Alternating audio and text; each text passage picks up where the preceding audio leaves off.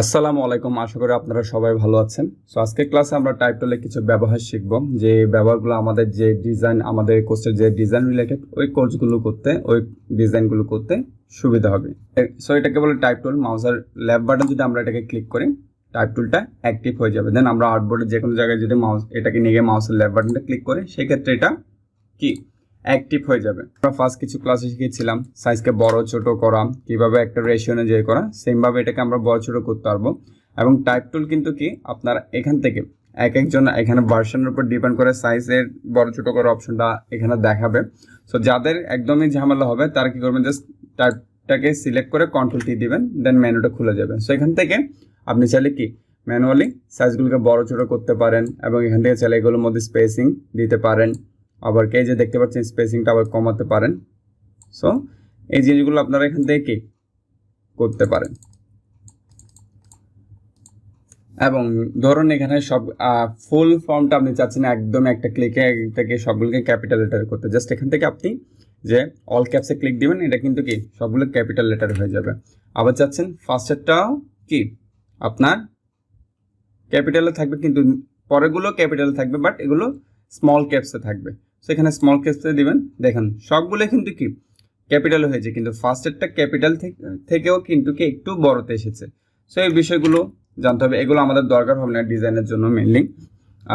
So এখানে আর একটু বিষয় জানতে হবে।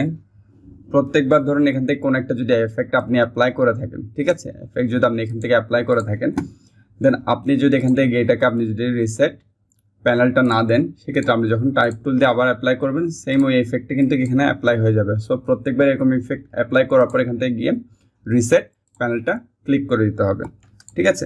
সো এটা একটা বিষয় গেল, বড় ছোটটা তো আমরা বুঝতেই পেরেছি। তো এটা যদি আমরা শিফট অল্টার চাপা ছাড়া যদি এটাকে আমরা বড় ছোট না করি, অথবা শিফট চেপে বড় ছোট না করি, এবার ড্র্যাগ করে করে সেক্ষেত্রে এটার রেশিওটা কিন্তু কি ড্যামেজ হয়ে যাচ্ছে, ঠিক আছে।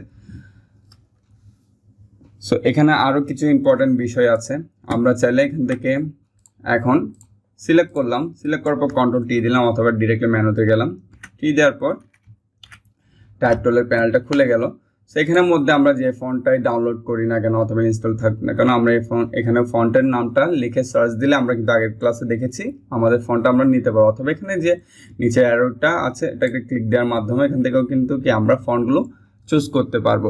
সো হতে পারে আমরা যে রিসেন্ট কিছু ফন্ট ইউজ করেছি, ফন্টটা খুব সুন্দর ছিল, এটা আমার মনে আছে, কিন্তু ফন্টটার নাম আমার মনে নেই। এবং এই যে এখানে শোয়ার মাঠে এসে এতগুলো খুঁজতে আমার খুবই কি প্রবলেম হচ্ছে, ঝামেলা হচ্ছে, এবং আমার কাছে সময় নেই। সেক্ষেত্রে আমরা কি করব, ইলাস্ট্রেটরে যাব, জাস্ট টাইপ টুলটা অ্যাক্টিভ করার পর সিলেক্ট করব, সিলেক্ট করে টাইপে যাব। এখান থেকে টাইপে যাওয়ার পর এই যে রিসেন্ট ফন্ট, ঠিক আছে, রিসেন্ট ফন্টের মধ্যে একদম আপনি সর্বশেষ যে ফন্টগুলো ইউজ করেছেন ওগুলো সবগুলো শো করবে। এখান থেকে আপনারা চাইলে এভাবে ইউজ করতে পারেন। টাইপ টুলের আরও কিছু অ্যাডভান্স ব্যবহার রয়েছে, যেমন এখানে এই যে টাচ টাইপ টুল। টাচ টাইপ টুলের মাধ্যমে আমরা স্পেসিফিক যে কোনো একটি ফন্টকে সিলেক্ট করে এটাকে আমরা যে কোনো জায়গায় প্লেসমেন্ট করতে পারবো, অথবা এটাকে আমরা ডিরেক্টলি বড় ছোট সব কিছু করতে পারবো। সো এখানে vertical type tool, horizontal type টুলগুলো আমাদের তেমন দরকার হবে না, কিন্তু আমরা আস্তে আস্তে ক্লাসে যত আগাবো এগুলোর ব্যবহারগুলো আমরা তত জেনে যাব।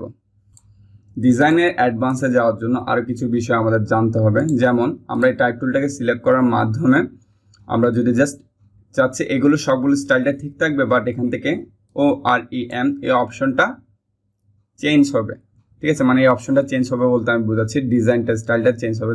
চাইলে আমরাও এটা স্টাইলটা স্পেসিফিকভাবে চেঞ্জ করতে পারবো, বাকিগুলো ঠিক থাকবে। সো এটাও করা সম্ভব। সো আবার একটা জিনিস চাইলে আমরা এখান থেকে এই যে অপশন, এটাকে বলে মেক এনভেলপ, এই অপশনটার মাধ্যমে বিভিন্ন রকমভাবে টেক্সটটাকে কার্ভ, মডিফাই, অনেক কিছুই করতে পারবো। সেগুলো আমরা একদম সূক্ষ্মভাবে ব্যবহার শিখবো।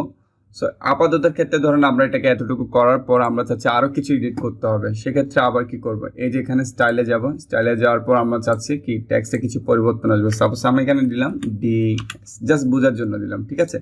সো ওভাবে করে কি এডিটটা করতে হবে, এবং চাচ্ছি আমাদের আবার দরকার ছিল কি এটাকে আরেকটু কার্ভ করতে হবে, অথবা ব্যান্ডটা একটু কমাতে হবে, সেক্ষেত্রে এখান থেকে আমরা ব্যান্ডগুলোকে কমিয়ে বাড়িয়ে করতে পারবো, ঠিক আছে। এবং এই অপোসিটির কাজ হচ্ছে কি আমরা যে কোনো কিছুকে অপোসিটি বেশি করতে পারবো, মানে কি এটাকে ভিজিবল বেশি করতে পারবো এবং ইনভিজিবল করতে পারবো, এই জিনিসটাই, ঠিক আছে। আশা করি আপনারা এতটুকু বিষয়টি বুঝতে পেরেছেন। ধন্যবাদ।